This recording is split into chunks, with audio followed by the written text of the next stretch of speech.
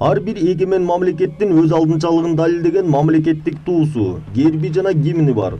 Кыргызстан эгемендүүлүк алып, көз карандысыз мамлекет катары өз алдынча болгондон тартып, өзүнүн мамлекеттик атрибуттарын кабыл алган. Кечээ 3 март күнү мамлекеттик туунун кабыл алынгандыгына туура 27 жыл толду. Өлкө тарыхындагы маанилүү күндү утурлай президент Сооронбай Жээнбеков кыргызстандыктарды бул күн менен куттуктады. Урматтуу мекендештер, сиздерди мамлекеттүүлүктүн жана эгемендүүлүктүн белгиси Кыргыз Республикасынын мамлекеттик туусунун күнү менен чын дилимден куттуктайм. Санжыралуу тарыхы бар Кыргыз мамлекетибиз, байыркы элибиз үчүн туубуз өзгөчө мааниге ээ. Кызыл туубуз уюткулуу элибиздин басып өткөн татаал жолун, ата-бабаларыбыздын каарман эмгегин жана асыл оюн таасын чагылдырып турат. Биздин башкы максатыбыз Кыргызстанды урпактарыбыз сыймыктангыдай эркин жана өнүккөн мамлекетке айландырып, элибиздин бейпил жашоосу үчүн шарттарды түзүү. Ушул жаркын майрамда бардыгыңыздарга чың ден соолук жана бакыт таалай. Кыргызстаныбызга тынчтык жана гүлдөп өнүгүү каалайм. Эгемендүү мамлекетибиздин туусу элибизди ынтымакка,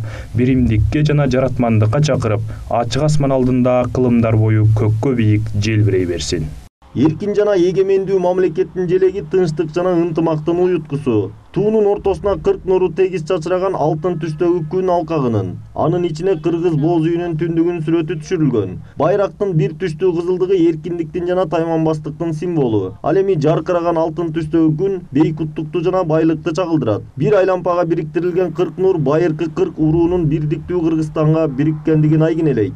Эң алгачкы идеясы түндүк болчу да. Ошо баягы конкурс болуп, ошондо өтүп кеткенде жалаң ушу түндүк түн сүрөтү тартылган эскиздер гана өттү да. Ошол аркылуу иштей баштадык, артынан көп варианттар жасалды. Түндүктү дагы өзгөрттүк, мындай сферический кетти аяк жагында биз ушу. Чогулуп алып иштедик да, биз 5 адам болуп ушунда. Ошол аяк жагын уш жакка келди ушул. Дегенде албетте биздики көбү дурус болчу. Кийин мындай кызыл түскө келди.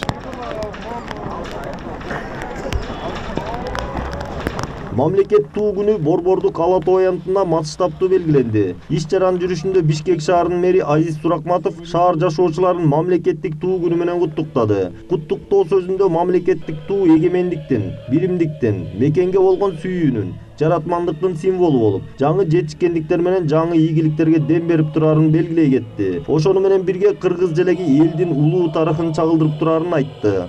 Урматтуу мекендештер, мамлекетибиздин кылдыктарды карыткан кызыл туусу жыгылбасын. Туубузду бийик кармаган намыскөй уул кыздарыбыз көп болсун. Президентибиздин өлкөнү өнүктүрүү саясатын колдоп, бир туунун алдында баш кошуп, баарыбыз ынтымакта мамлекетибиздин өнүгүшүнө салым кошолу. Кыргыз туусу дайыма бийиктен желбиреп турсун. Майрамыңыздар менен.